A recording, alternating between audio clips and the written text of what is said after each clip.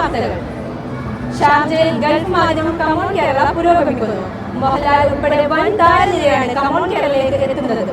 രണ്ടാം ദിവസവും ആയിരങ്ങൾ മേളയിലേക്ക് ഒഴുകിയെത്തി. അതിന്റെ ദൃശ്യങ്ങളിലേക്ക്.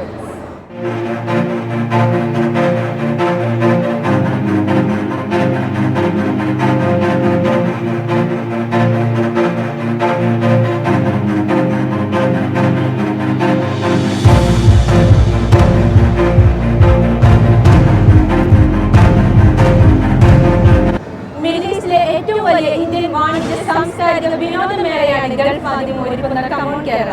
പ്രൗഢമായ സദസ്സിലെ മേളയുടെ ഉദ്ഘാടനം ഇന്നലെ Sharjah chamber of commerce chairman Abdullah Sultan Al Owais നിർവഹിച്ചു. അബ്ബാസ് മുഹമ്മദ് തയ്യാറാക്കിയ റിപ്പോർട്ട് കാണാം. കമോൺ കേരളയുടെ 7ാമത്തെ എഡിഷനാണ് ഷാർജ എക്സ്പോ സെന്ററിൽ തുടക്കമായിരിക്കുന്നത്. മലയാളത്തിന്റെ മഹാനടൻ മോഹൻലാൽ അടക്കമുള്ളവർ ഈ മേളയ്ക്ക് എത്തുന്നുണ്ട്.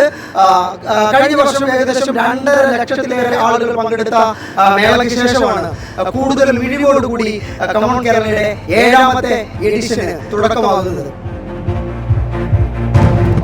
ഇതോടെ ഈ വാർത്താ ബുള്ളറ്റിൻ പൂർണ്ണമാകുന്നു. നമസ്കാരം.